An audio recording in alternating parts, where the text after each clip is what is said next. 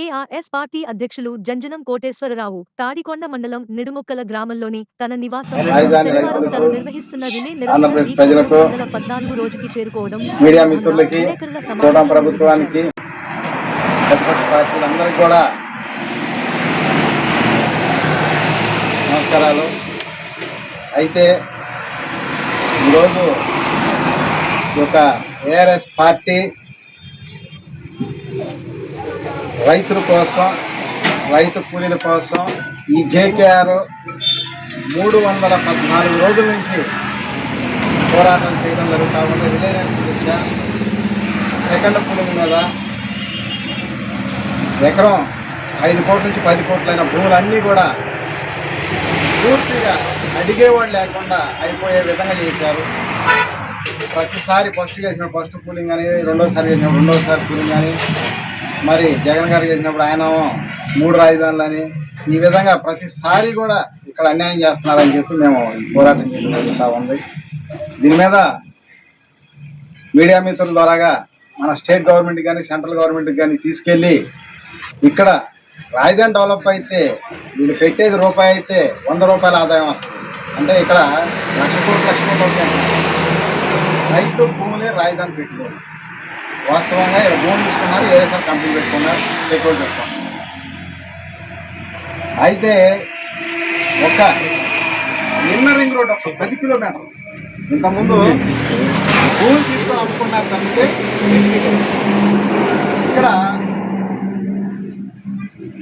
ప్రత్యేకంగా డబ్బులు పెట్టేది ఏమీ లేదు. వాళ్ళు ప్రభుత్వం వచ్చిన భూములు అమ్ముకొని పెట్టుబడి మాత్రమే పెడుతున్నారు. వాటిలో కూడా మొత్తం కూడా పెట్టుబడి పెడతారు. కొంత వాళ్ళు వాడేసుకుంటున్నారు, కొంత వేరే సార్లు పెట్టుబడి పెట్టుకొని ఈడ కొంత మాత్రమే పెట్టుబడి పెడతా ఉన్నారు ప్రతిసారి కూడా. అయితే చిన్న కాకాని దగ్గర నుంచి హరిశ్చంద్రపురం అంటే వైకుంఠపురం దాకా ఇన్నర్ రింగ్ రోడ్డు ఒక్క 13 kilometre inner ring road తీమానండి.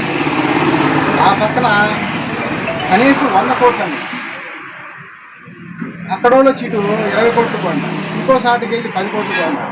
Srikakulam నుంచి చిత్తూరు దాకా దాదాపు మొత్తం కూడా మన రాష్ట్రంలో మినిమం 5 కోట్లు తక్కువ ఎక్కడ ఉన్నది ఎక్కడ. అంటే రాష్ట్రం అంతా డెవలప్ అయితే రాష్ట్రం అంతా రైతులు బాగుపడతారు, రైతు బాగుపడితే అందరూ బాగున్నట్టు, రైతు కూలీలు కానీ ప్రజలు కానీ అందరూ కూడా.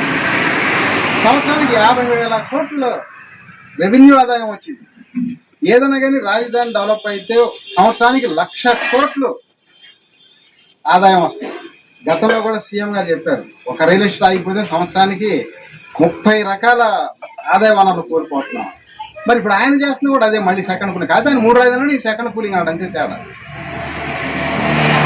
ఎందుకంటే ఒక్క 13 కిలోమీటర్ల ఇన్నర్ రింగ్ రోడ్ ఇస్తేనే రణరంగం సృష్టించినట్టు ఉందన్నమాట. మామూలుగా కాదు, రైతులందరూ అర్థం చేసుకొని కూడా భూములు వేయకుండా ఆగారు, సంతోషంగానే ఉంది. అయితే రాజధాని డెవలప్ అవ్వడానికి భూసేకరణ భూస్వామీకరణ 2 ప్యాకేజీలు అడుగుతున్నాం.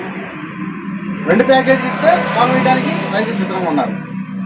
అలాగే ఇంకొక ఆయన అంటాడు, ఇది కమ్మ రాజధాని కదా, చంద్రబాబు నాయుడు దూరదృష్టితోటి సిఆర్డీఏ పెట్టాడు. అంటే సి అంటే సోదరులు, ఆర్ అంటే రెడ్లు, డి అంటే డెవలప్. అంటే ఓన్లీ సోదరులు రెడ్లు మాత్రమే డెవలప్మెంట్ కావడానికి సిఆర్డీఏ పెట్టుకున్నారు. ఇది వాస్తవం కాదా? జగన్ గారికి తెలీదా? అందరికీ తెలిసింది. కానీ వైసీపీ కానీ, టీడీపీ కానీ, జనసేన కానీ, బీజేపీ కానీ, కాంగ్రెస్ పార్టీ కానీ గ్రామ స్థాయి నుంచి మండల స్థాయి, జిల్లా స్థాయి, రాష్ట్ర స్థాయి వరకు కూడా ఏ నాయకుడైనా సరే ఇది ప్రశ్నిస్తున్నారా? ప్రతిసారి వాడు కొనుక్కోవటం, తక్కువలో రేటు పెంచి అమ్మేసుకో. తీరా రైతులు